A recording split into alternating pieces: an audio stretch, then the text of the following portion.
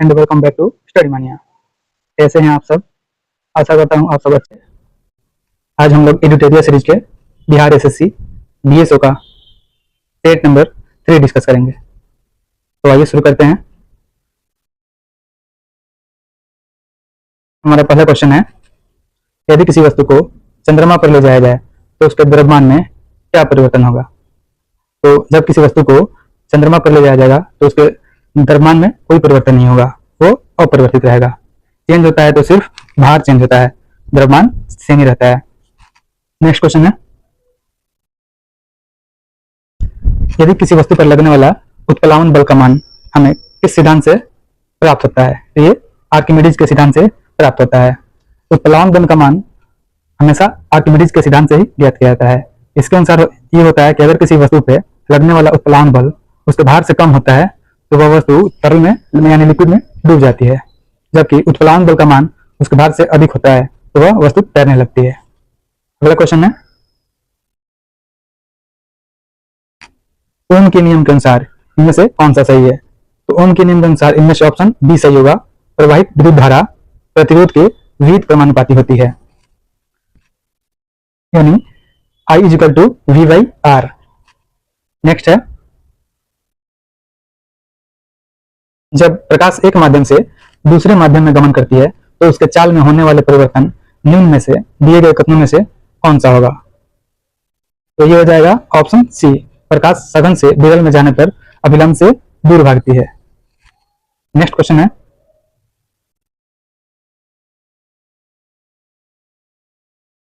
Oxygenometer का प्रयोग किस लिए किया जाता है?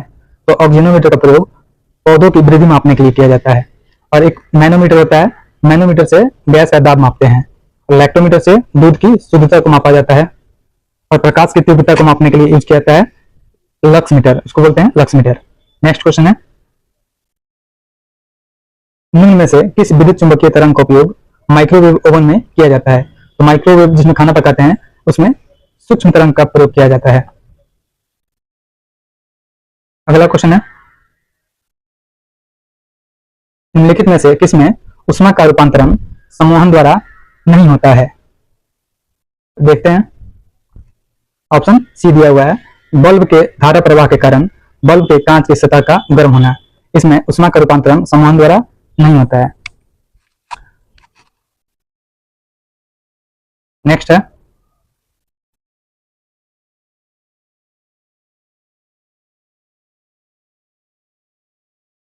अगर हवा का तापमान बढ़ता है तो उसकी जलवाष्प ग्रहण करने की क्षमता पर क्या प्रभाव पड़ेगा? तो जब हवा का तापमान बढ़ता है तो उसकी जलवाष्प ग्रहण करने की क्षमता बढ़ जाती है। तापमान बढ़ने से जलाशय का पानी हमेशा वाष्पित होकर वातावरण में मिल जाता है और वातावरण में जलवाष्प की मात्रा बढ़ने से आर्द्रता का स्तर भी बढ़ता है। नेक्स्ट क्वेश्चन है, पूर्ण पाचन रस किसे कहा जाता है जिसमें कार्बोहाइड्रेट, वसा, प्रोटीन आदि सभी के पाचन हेतु एंजाइम्स उपस्थित होते हैं? तो पूर्ण पाचन रस अग्नाशय को बोला जाता है क्योंकि ये कार्बोहाइड्रेट, वसा, प्रोटीन सभी को पचाता है। और अग्नाशय का जो रस होता है वो क्षारीय होता है, उसमें 98% पानी होता है और शेष 2% एंजाइम और लवण होते हैं। इसमें एमाइलेज, ट्रिप्सिन, लाइपेज और माइकोट्रिप्सिन इत्यादि एंजाइम पाए जाते हैं जो 2% के अंदर आते हैं।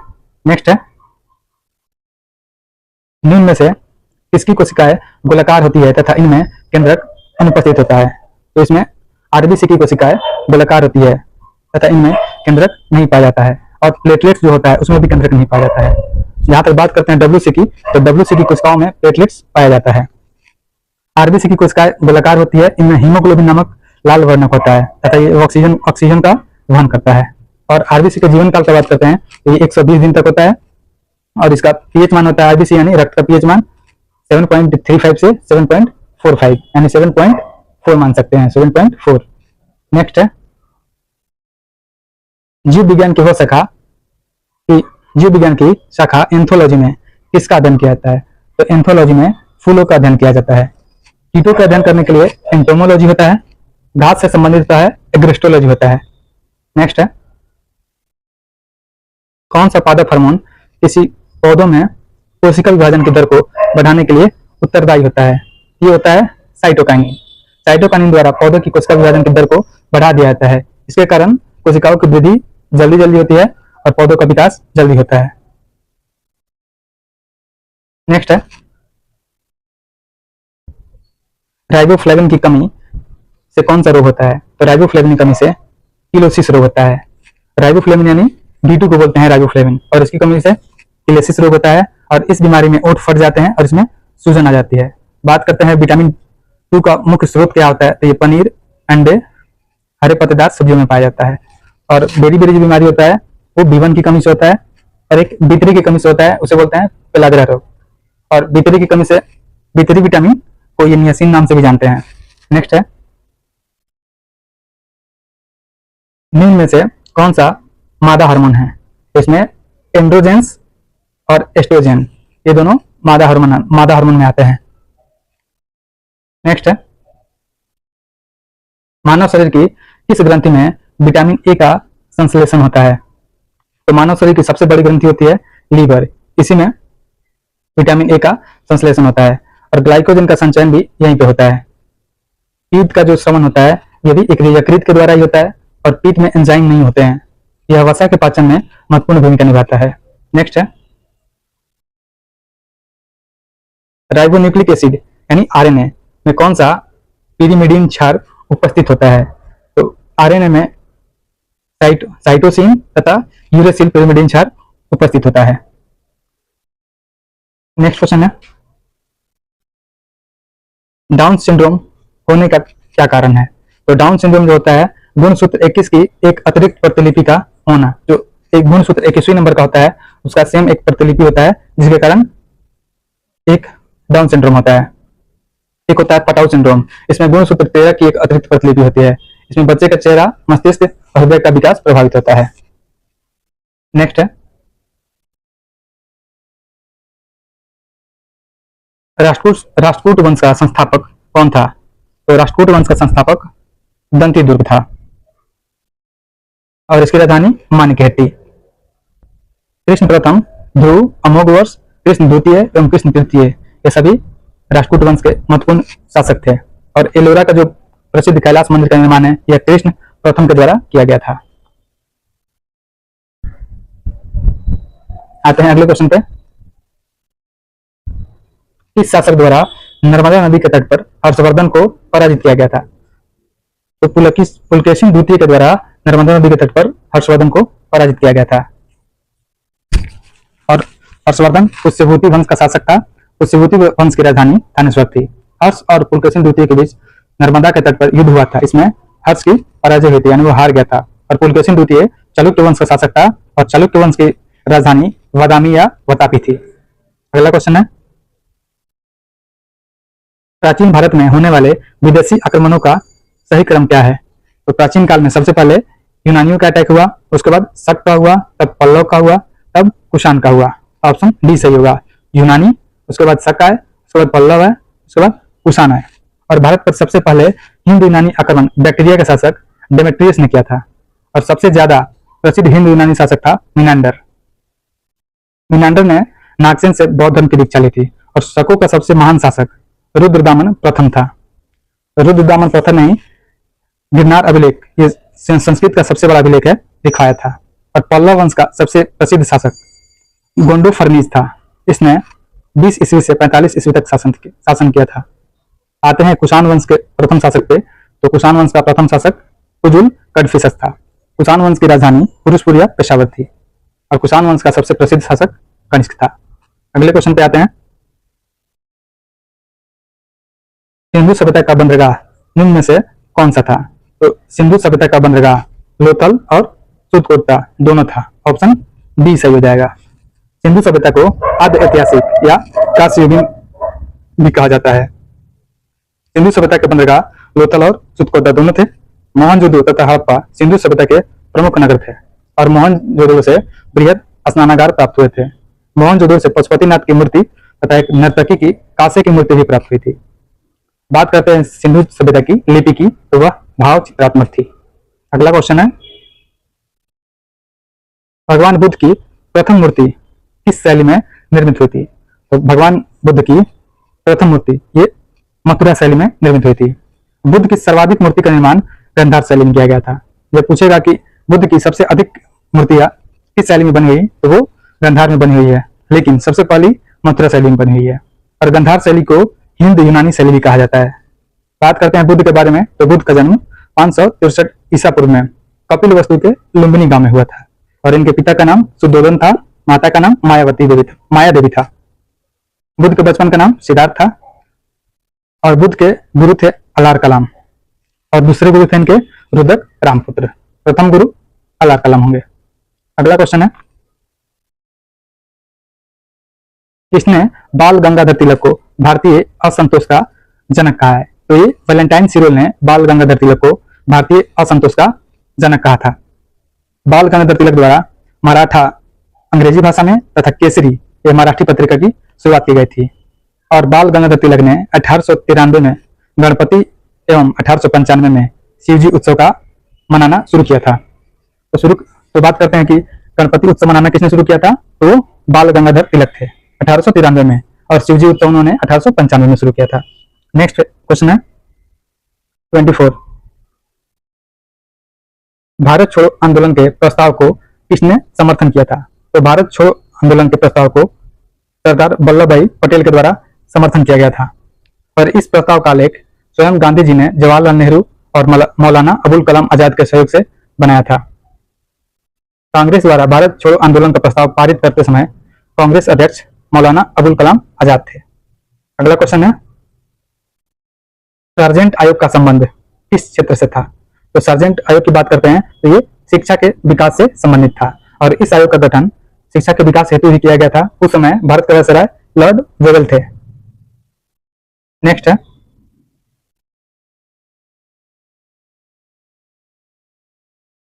असहयोग आंदोलन की शुरुआत कब हुई थी? तो असहयोग आंदोलन की शुरुआत 1 अगस्त 1920 को हुई थी। ऑप्शन डी सही होगा, 1 अगस्त 1920 को हुई थी। खिलाफत आंदोलन की शुरुआत हुई थी 1919 में तुर्की के खलीफा की पुनः स्थापना हेतु किया गया था। और महात्मा गांधी ने हिंदू मुस्लिम एकता को देखते हुए तथा जालियांवाला बाग नरसंहार के विरोध में 1 अगस्त 1920 को असहयोग आंदोलन की शुरुआत की थी। 5 फरवरी 1922 को चौरा चौरी घटना के बाद असहयोग आंदोलन को वापस ले लिया गया था। अगला क्वेश्चन है, भारत में किस गवर्नर जनरल के कार्यकाल में अंग्रेजी को शिक्षा का माध्यम बनाया गया? तो भारत में विलियम बेंटिक के कार्यकाल में अंग्रेजी को शिक्षा का माध्यम बनाया गया था। और ये उसने मैकाले की अनुशंसा पर किया था। बेंटिक द्वारा 1829 में सती प्रथा पर भी रोक लगाया गया था। और बेंटिक ने स्लीमन के सहयोग से 1830 में ठगी प्रथा को भी समाप्त किया था। और बेंटिक के द्वारा ही शिशु बालिका हत्या पर भी प्रतिबंध लगाया था। अगला क्वेश्चन है, निम्न में से रक्त कैंसर को नियंत्रित करने में किसका प्रयोग किया जाता है? रक्त कैंसर को नियंत्रित करने के लिए कोबाल्ट 60 का प्रयोग किया जाता है। बात करते हैं सोडियम 24 का, तो ये रक्त के थक्का का पता लगाने में यूज किया जाता है। और आयरन यानी लोहा 59, तो इसका प्रयोग अरक्ता रोग का पता लगाने के लिए किया जाता है। और एक आर्सेनिक 74 होता है, इससे ट्यूमर का पता लगाया जाता है। आगे देखते हैं, निष्क्रिय गैसों का गलनांक होता है, तो निष्क्रिय गैसों का गलनांक हमेशा कम होता है। और ये वर्ग 7a के तत्वों की इलेक्ट्रॉन घनता उच्च होती है। फ्लोरीन की इलेक्ट्रॉन घनता सर्वाधिक होती है, और फ्लोरीन की विद्युत ऋणात्मकता सर्वाधिक होती है, सबसे अधिक। नेक्स्ट क्वेश्चन है,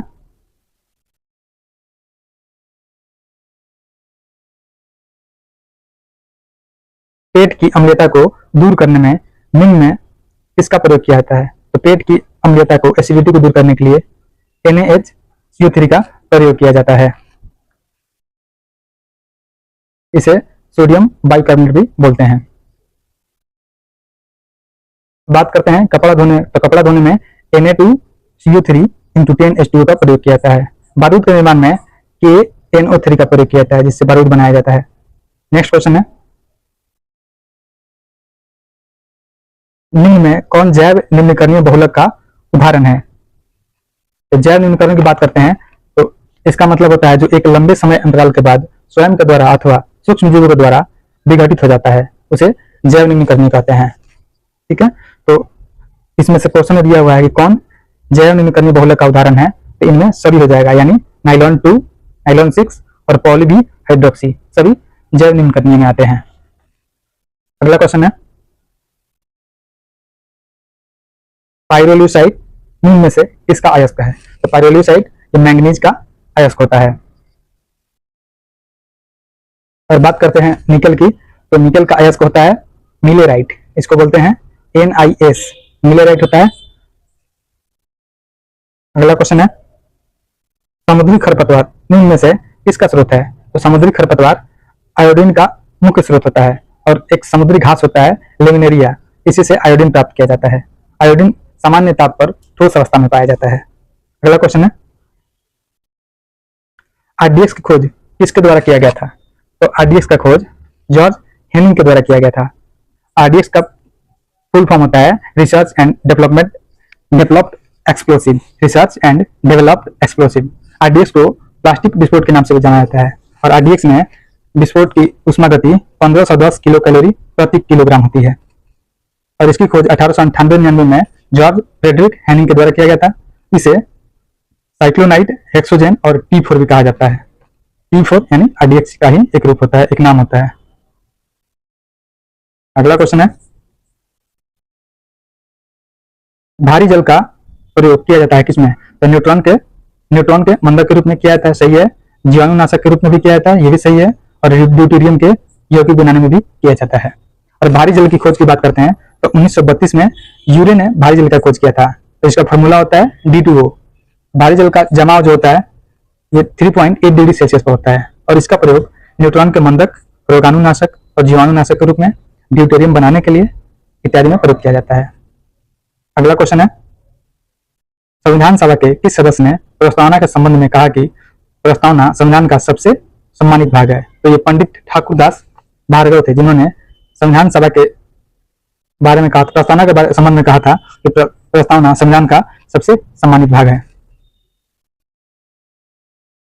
और एक के मुंशी थे, इन्होंने कहा था कि प्रस्तावना हमारी संप्रभु लोकतांत्रिक गणराज्य का भविष्य फल है। अगले क्वेश्चन पे आते हैं निम्न में से कौन सी समिति त्रिस्तरीय पंचायती राज प्रणाली को सिफारिश करने के लिए जानी जाती है? तो ये बलवंत राय मेहता समिति जो त्रिस्तरीय पंचायती राज प्रणाली की सिफारिश करने के लिए जानी जाती है। बात करते हैं द्विस्तरीय पंचायती राज प्रणाली की सिफारिश, तो वो अशोक मेहता समिति के द्वारा किया गया था। और सरकारीय समिति ये केंद्र राज्य संबंध से संबंधित है। अगले क्वेश्चन पे आते हैं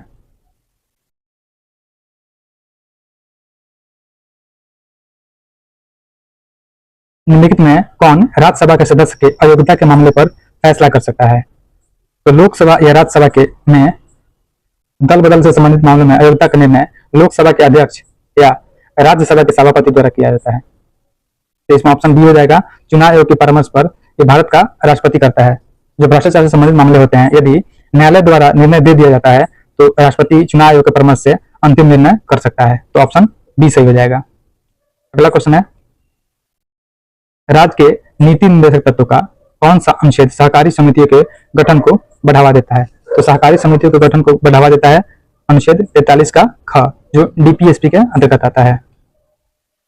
अगला क्वेश्चन है भारतीय संविधान में संशोधन का प्रस्ताव किस देश के संविधान से लिया गया है? तो भारतीय संविधान में जो विदेशी स्रोत लिए गए हैं तो उसमें संशोधन का प्रस्ताव दक्षिण अफ्रीका से लिया गया है और दक्षिण अफ्रीका से राज्यसभा के सदस्यों का निर्वाचन भी लिया गया है और जापान द्वारा विधि द्वारा स्थापित प्रक्रिया लिया गया है। बात करते हैं ब्रिटेन का, तो ब्रिटेन से संसदीय शासन प्रणाली, विधि का शासन, एकल नागरिकता, संसदीय विशेषाधिकार, संवैधानिक रूप से राष्ट्रपति की स्थिति और चुनाव में सर्वाधिक मत के आधार पर जीत की प्रक्रिया, ये सभी ब्रिटेन से लिया गया है। और जहां तक बात करते हैं जर्मनी की, तो जर्मनी से आपातकाल के दौरान मूल अधिकारों का निलंबन यानी मूल अधिकारों को निरस्त करना, ये जर्मनी से लिया गया है, लेकिन ये इमरजेंसी के दौरान ही होना चाहिए। अगला क्वेश्चन है रूस में यूराल पर्वत किस प्रकार के पर्वत हैं? तो रूस के यूराल पर्वत पुराने वलित पर्वत के उदाहरण हैं। अगला क्वेश्चन है भारतीय रिजर्व बैंक RBI बैंकों के बैंक के रूप में कार्य करता है। इसका अर्थ निम्नलिखित में से कौन सा सही है? तो अन्य बैंक RBI के पास अपनी कुछ जमा पूंजी संचित रखते हैं, सही है। आवश्यकता के समय RBI वाणिज्यिक बैंकों को ऋण देता है, ये भी सही है। RBI वाणिज्यिक बैंकों को मौद्रिक विषयों पर परामर्श देता है, ये भी सही है। तीनों सही, ऑप्शन डी हो जाएगा। अगला क्वेश्चन है निम्नलिखित कथनों पर विचार करना है। भारत में रेड पांडा प्राकृतिक रूप से केवल पश्चिमी हिमालय में पाया जाता है। ये गलत स्टेटमेंट है। रेड पांडा की बात करते हैं तो भारत में उत्तरी पूर्वी भारत के उप हिमालयी क्षेत्र में पाया जाता है। मुख्य रूप से सिक्किम, पश्चिम बंगाल और अरुणाचल प्रदेश में रेड पांडा पाया जाता है। सेकेंड स्टेटमेंट है, भारत में स्लो लोरिस उत्तर पूर्व के सघन वनों में पाया जाता है। ये स्टेटमेंट सही है, तो हमारा आंसर बी हो जाएगा।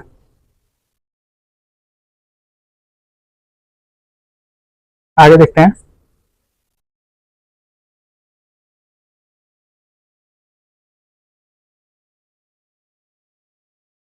भारत के प्रधानमंत्री निम्न में से किस निकाय के पदेन अध्यक्ष होते हैं? तो बात करते हैं प्रधानमंत्री की, तो ये नीति आयोग के पदेन अध्यक्ष होते हैं। और एक CSIR होता है। तो CSIR की स्थापना की बात करते हैं तो 1942 में CSIR की स्थापना हुई थी और इसका मुख्यालय नई दिल्ली में स्थित है। नेक्स्ट क्वेश्चन है, सॉरी, भारत के प्रधानमंत्री निम्नलिखित में से किस निकाय के पदेन अध्यक्ष होते हैं?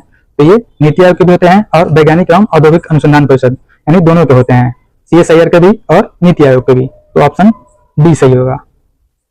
आगे देखते हैं, अगला क्वेश्चन देखते हैं। अगला क्वेश्चन है, निम्नलिखित में से कौन सी नदियां पूर्ववर्ती नदियां नहीं है? तो इसमें गोदावरी पूर्ववर्ती नदी में नहीं आती है, यानी जो नदी इस स्थलखंड के उत्थान से पहले ही बह रही है उसे पूर्ववर्ती नदी कहते हैं। और यह नदी स्थलखंड के उत्थान के भी पुराने रास्ते से बहती है। पूर्ववर्ती नदियां हिमालय क्षेत्र के उत्थान से पहले बनी हुई थी, इसलिए इन्हें पूर्ववर्ती नदी कहते हैं। पूर्ववर्ती नदी के उदाहरण है सिंधु, सतलुज, ब्रह्मपुत्र, भागीरथी, तीस्ता और कोसी। ये नदियां हिमालय क्षेत्र के उद्यान से भी पहले बनी हुई थी, इसलिए इन्हें पूर्ववर्ती नदी कहा जाता है। और बात करते हैं गोदावरी की, ये गोदावरी बाद की बनी हुई है। अगला है 46, आग्नोस, महोगनी और रोजवुड जैसे पेड़ किस प्रकार के वनों में पाया जाने वाला वृक्ष है? तो आग्नोस, महोगनी, रोजवुड ये उष्णकटिबंधीय सदाबहार वनों में पाया जाने वाला पौधा है। और ये वनस्पति जहाँ वार्षिक वर्षा 2 से 250 से अधिक सेंटीमीटर होती है वहां पे पाए जाते हैं। और भारत में इस प्रकार के जो पौधे होते हैं, वनस्पतियां होती है, इसका विकास पश्चिमी घाट के पश्चिमी ढाल पर केरल तथा कर्नाटक में अत्यधिक होता है और उत्तरी पूर्वी पहाड़ियों में अंडमान और निकोबार द्वीप समूह में होता है। अगला क्वेश्चन है, तेलुगु गंगा परियोजना किस नदी पर स्थित एक बहुउद्देशीय परियोजना है? तो तेलुगु गंगा की बात करते हैं तो ये कृष्णा नदी पर स्थित एक परियोजना है। और आगे बात करते हैं कावेरी नदी, तो कावेरी नदी पे मेटूर परियोजना है।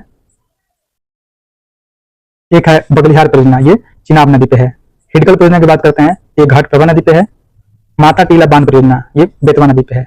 और नाथपा झाकरी परियोजना की बात करते हैं तो ये सतलुज नदी पे है। तो हम याद रखना है तेलुगु गंगा परियोजना कृष्णा नदी पर स्थित है। अगला क्वेश्चन है, भारत में लौह अयस्क के क्षेत्र में कौन सा विकल्प सही है? तो गुरु महेशनी ये झारखंड में ही उड़ीसा होगा, ये स्टेटमेंट गलत हो जाएगा।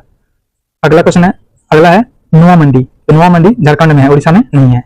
उसके बाद है बाइलाडीला, तो ये छत्तीसगढ़ में है, जो लोहे का अयस्क का खान है, ये सही हो जाएगा। हमारा आंसर सी होगा। उसके बाद दिया हुआ अरी डोंगरी, ये कर्नाटक का नहीं छत्तीसगढ़ का है। आगे देखते हैं,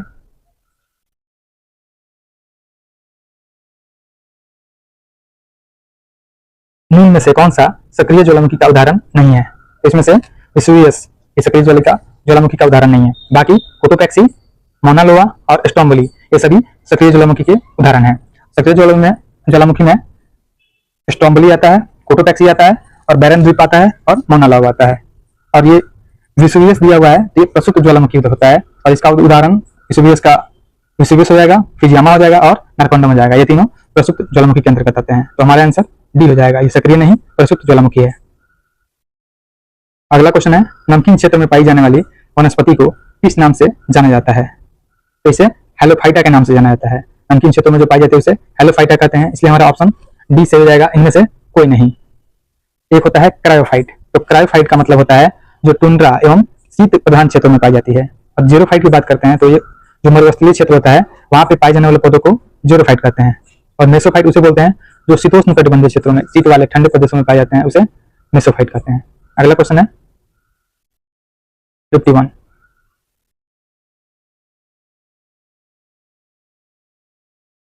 अनुच्छेद 352 के तहत राष्ट्रीय आपातकाल की उद्घोषणा के कितने दिनों के भीतर संसद के अनुमोदन की आवश्यकता होती है? अनुच्छेद 352 के तहत राष्ट्रीय आपातकाल की उद्घोषणा के 1 माह के भीतर संसद के अनुमोदन की आवश्यकता होती है। यानी 1 महीने के अंदर उसे स्वीकृति देना अनिवार्य होता है। संसदीय अनुमोदन के पश्चात आपातकाल ये 6 महीने तक जारी रहता है और ऐसी उद्घोषणा का संकल्प होता है कि संसद के प्रत्येक सदन द्वारा उस सदन की कुल सदस्य संख्या के बहुमत तथा उपस्थित मतदान करने वाले सदस्यों का 2/3 बहुमत प्राप्त होना चाहिए।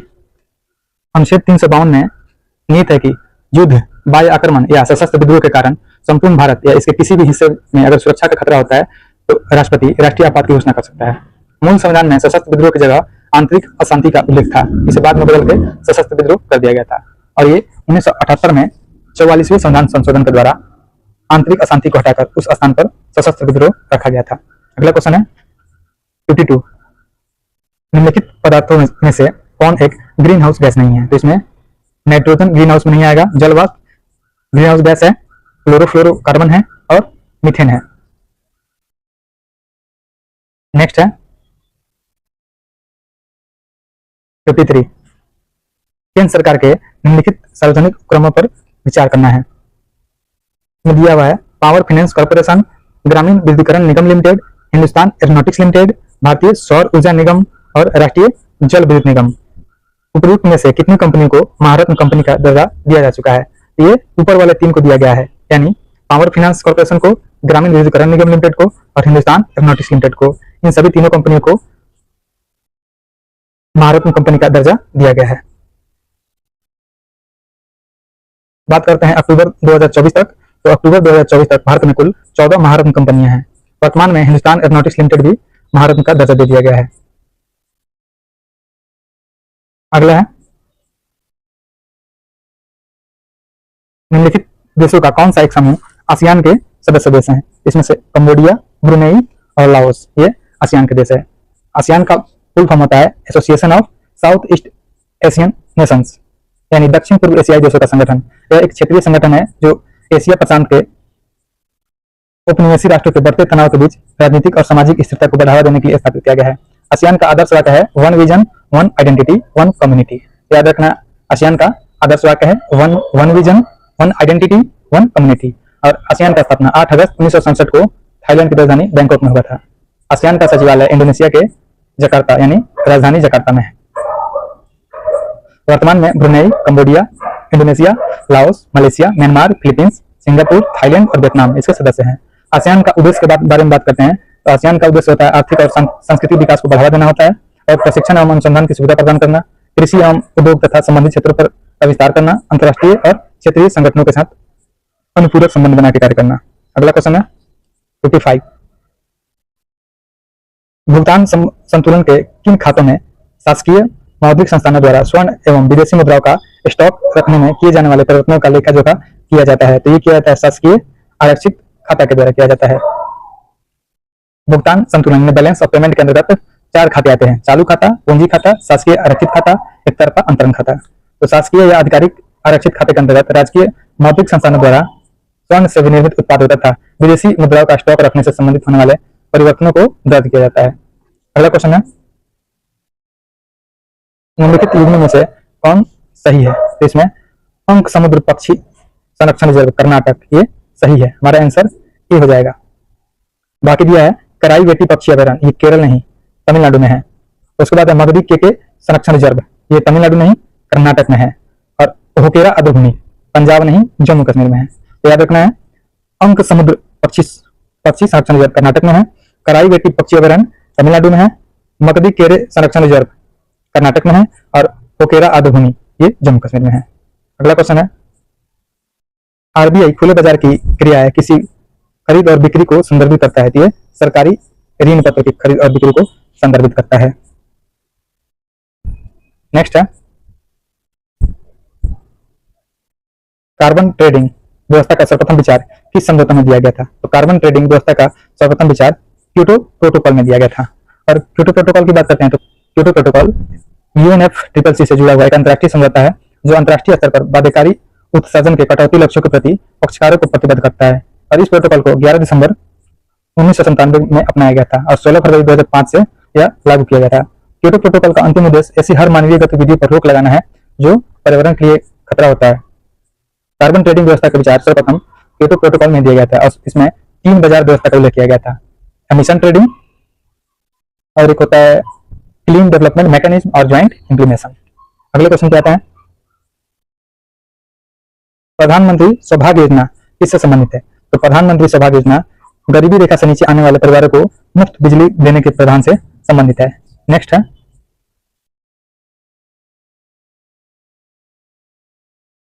अटल नवप्रवर्तन इनोवेशन मिशन किसके अधीन स्थापित किया गया है? तो अटल इनोवेशन नीति आयोग के अधीन स्थापित किया गया है और यह 2015 में किया गया था। इसका उद्देश्य देश भर में स्कूलों, विश्वविद्यालयों, अनुसंधान संस्थान, एमएसएमई क्षेत्र तथा औद्योगिक स्तर पर नवाचार यानी नए चीजों को सीखना एवं उद्यमिता को बढ़ावा देने के बेहतर उद्देश्य से किया गया था। अगला है, 18वां प्रवासी भारतीय दिवस सम्मेलन 2025 का आयोजन किस राज्य में किया गया? तो 18वां प्रवासी भारतीय दिवस सम्मेलन 2025 का आयोजन उड़ीसा में किया गया था और ये 8 से 10 जनवरी 2025 को किया गया था उड़ीसा के भुवनेश्वर में। और इसका विषय था विकसित भारत में प्रवासी भारतीयों का योगदान। और इस सम्मेलन में मुख्य अतिथि के रूप में त्रिनिदाद और टोबैगो के राष्ट्रपति महामहिम क्रिस्टलीना कार्ला कंगालू शामिल थी। प्रवासी भारतीय दिवस के इस सम्मेलन में 75 देशों में भाग लिया था। नेक्स्ट है, in pursuit of democracy beyond party lines पुस्तक के लेखक कौन है? तो in pursuit of democracy beyond party lines पुस्तक के लेखक नजमा हेपतुल्ला है। ऑप्शन ए सही होगा। और बात करते हैं, एक है अमोल पार्लेकर। तो अमोल पार्लेकर के द्वारा बुक लिखा गया है, उसका नाम है व्यू फाइंडर एनेमोयर। और स्टीम किरे इन्होंने बुक लिखा है स्पिरिट नाइट्स। और समंथा हार्वे इन्होंने बुक लिखा है ऑर्बिटल। और पुस्तक जो ऑर्बिटल है, तो इसके लिए समंथा हार्वे को वर्ष 2024 का बुकर पुरस्कार भी दिया गया है। तो याद रखना है, ऑर्बिटल के लिए समंथा हार्वे को 24 का बुकर पुरस्कार दिया गया है। अगला क्वेश्चन है, अंडर 19 महिला एशिया कप 2024 का विजेता कौन है? तो अंडर 19 महिला एशिया कप 2024 का विजेता भारत रहा है। एसीसी के तत्वाधान में महिलाओं का पहला टी20 under 19 Asia cup cricket tournament जो मलेशिया की मेजबानी में 15 से 22 दिसंबर 24 को संपन्न हुआ था। और यह टूर्नामेंट भारत ने फाइनल में बांग्लादेश को 41 रनों से हराकर जीता था। नेक्स्ट क्वेश्चन है,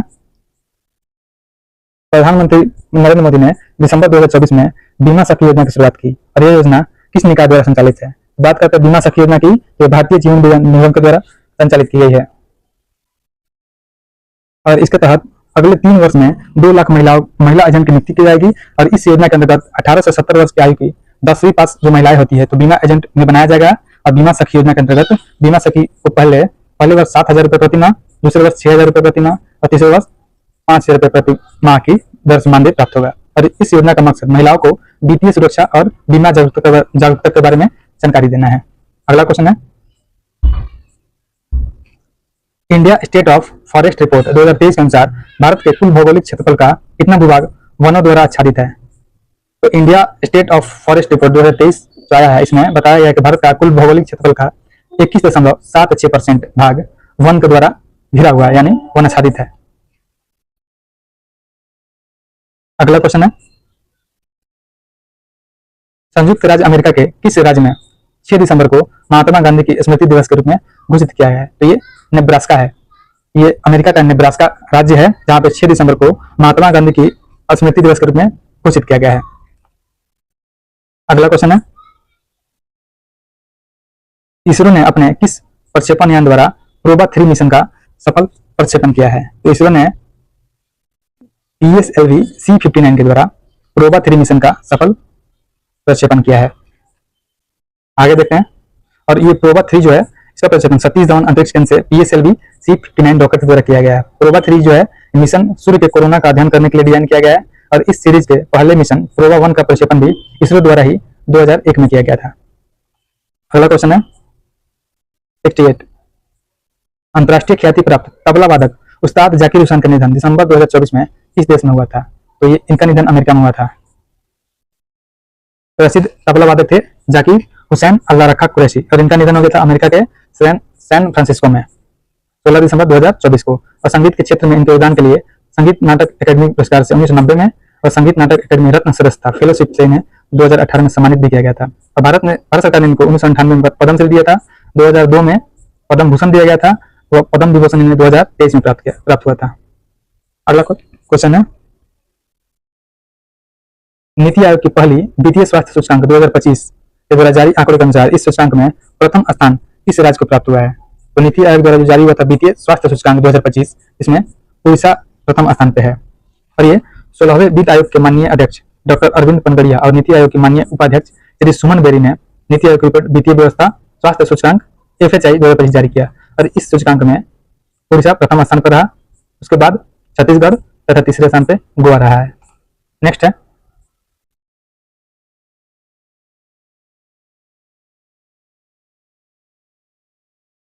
आर्थिक स्वतंत्रता सूचकांक 2024 में शीर्ष देश कौन सा है? तो आर्थिक स्वतंत्रता सूचकांक में हांगकांग प्रथम स्थान पर रहा है। ये फ्रेजर इंस्टीट्यूट ने वैश्विक आर्थिक स्वतंत्रता सूचकांक 2024 रिपोर्ट जारी किया था, इसमें हांगकांग प्रथम स्थान पर रहा था। बात करते हैं भारत की, तो भारत 84वें नंबर पर था, 84, भारत 84वें नंबर पर था।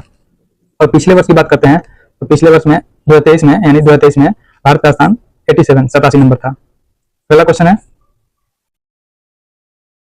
भारत का पहला प्रदूषण नियंत्रण पोत समुद्र प्रताप का जलावतरण किया गया, ये कहाँ पे किया गया? तो ये गोवा में किया गया है। जो भारत का पहला स्वदेशी रूप से निर्मित विकसित प्रदूषण नियंत्रक पोत समुद्र प्रताप का नाम से गोवा में किया गया है, और इस जहाज का निर्माण गोवा शिपयार्ड लिमिटेड ने किया है।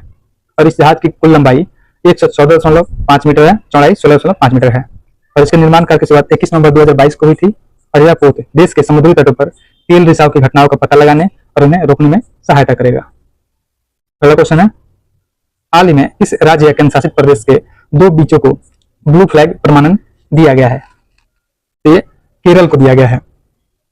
केरल के प्रसिद्ध कोझिकोड स्थित कप्पड़ समुद्र तट है, तो कप्पड़ समुद्र तट और एक वहां पे कन्नूर में चाल समुद्र तट, दोनों को पर्यावरण और सुरक्षा मानकों को पूरा करने के लिए डेनमार्क स्थित फाउंडेशन है जो FEE environment education, FEE foundation और foundation of environment education FEE द्वारा प्रतिष्ठित ब्लू फ्लैग प्रमाणन प्रदान किया गया है। अगला क्वेश्चन है 73, बजट 2025-26 में बीमा क्षेत्र में प्रत्यक्ष विदेश निवेश की सीमा 74% से बढ़ाकर कितने परसेंट करने की घोषणा की गई है? तो 100% करने की घोषणा की गई है। वित्त मंत्री निर्मला सीतारमण ने बीमा क्षेत्र के लिए प्रत्यक्ष विदेशी निवेश की सीमा 74% से बढ़ाकर 100% कर दी है।